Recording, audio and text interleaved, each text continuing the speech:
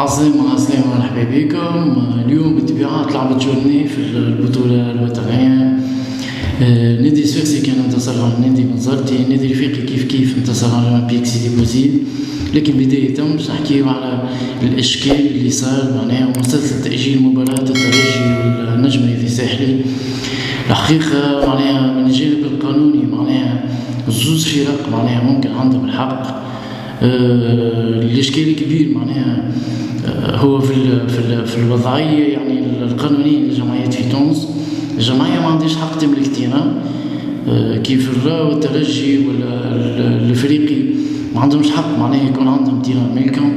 التيرانات على ملك البلديات. في نفس الوقت الرابطه تعمل ديزينيسيون ماتش. الترجي تقول لك انا فركست على تيران ما لقيتش بيجا بنزرت تونس المرسى، فلقات اشكال معناها الترجي في الناحيه هذه ما نجمش توفر التيران. البلديات الكل معناها رفضت هذا الاسباب يمكن امنيه او نعرفوا انه التيرانات في الوقت هذا معناها تصير فيهم صيانه.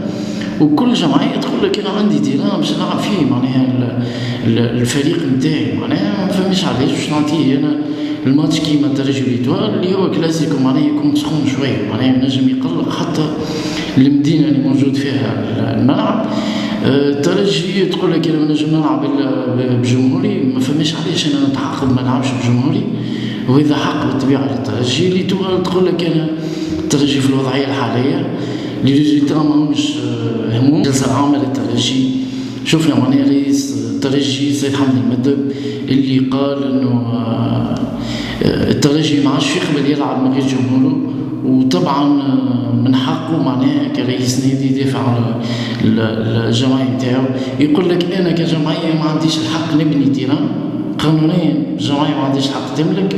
في نفس الوقت معناها تعمل لي ديزيناسيون تقول لي شوف تيران العب فيه، تطلب من الجمعيات معناها انه تلقى تيران وانت قانونيا الجمعيات ما عندهاش حق تملك. يعني ما يمشي يجيبوا تيران معناها يمشي للزيمبابوي معناها نلعب الكلاسيكو ونجي حمدي المدب اللي كان تقريبا لمح ولا نقولوا معناها عبر يعني بصراحه قال انا ما عادش نجم تعبت ما عادش نجم معناها نكمل في لازم الترجي.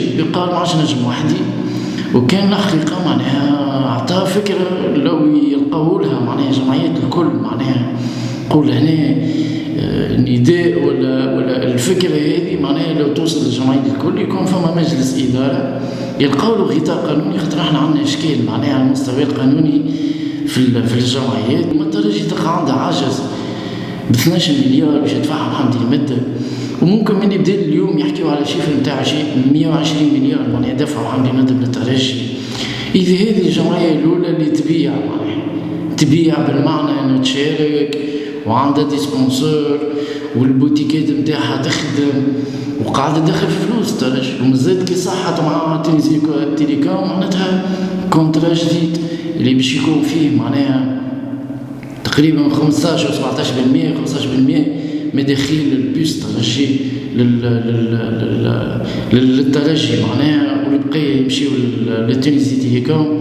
اذا الترجي بهذا الكل تلقى العجز هذا ملي كيفاش جمعيات الاخرين معناتها ما عادش نجموا نلوموا معناها بقيه الجمعيات. شفنا الكيز اللي عجبته الكلوب افريكان سي اس اس ليتوال، ولو باش نوصلوا هكايا نتصور معناها ماشيين الحيط معناها باش نلقاو جمعيات الكل جمعيات في تونس الكل باش قاعده تعاني مشكل كبير هذا قاعده تعيشه الكره التونسيه وقاعد يمشي ويكبر بينا. الجمعيات قاعده تدخل في كيديات مش قاعده باش تخلصها وما تلقاش فيها حتى حل خاطر فماش موارد. وقت اللي تشوف انت عاجز الترجي في 47 مليار معناها و34 مداخيل 34 900 و47 يظهر لي عجز، والاهلي المصري يظهر لي شيفر بتاع 450 مليار معناها مداخيل، ونحكيو على 47 عجز و450 معناها مليار مداخيل الاهلي المصري. كيفاش بربي من بعد نحبوا نطلبوا من الترجي والكلوب والإيطوال والسياسات يمشيو لافريقيا ويهزوا تتروات ومعناتها نتعبوا نتغشوا ونتقلقوا. احنا الخام موجود، الملاعبيه موجوده، لك علاش تونس تلقاها موجوده في الكوب دافريك وفي الكوب دي موند وديما موجودين. راهو هذا مشكل كبير. راهي فلوس ولات الكورة ولات انفستيسمون وفلوس. كورة توا ما عندكش فلوس تنجم تكمل، على الأقل باش تغطي مصاريفك معناها وتنجم تعيش مع الجمعيات.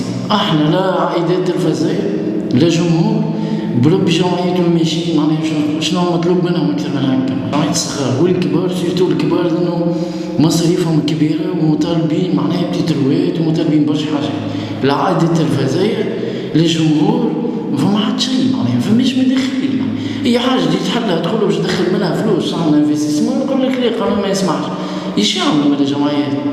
نسكروها ما نجمو نبدلو كل على حساب هكا. الجمعيات ما عادش لاقية كيفاش تعيش وهذا مشكل كبير. وجايين معناها شفنا كل عام نلقاو جمعية معناها داخلة في كريز كل عام. واليوم معناها الجمعيات اللي ما عندوش الحق باش ينتدب الجمعيات كلهم معاقبة هذولي من الفيفا.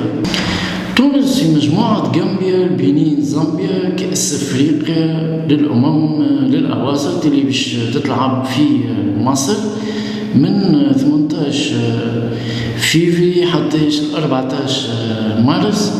كأس افريقيا هذه للأواسط فحظ موافق المنتخب التونسي للأواسط وإن شاء الله نراو معناها التورنوا إن شاء الله ينولونا الولاد ويعملونا تورنوا باهية. نمشيو للمباريات الجولة متاع اليوم. النادي الافريقي اللي كان جاب 3 نقاط مهمين برشا، 3 نقاط ثمينة من سيدي بوزيد.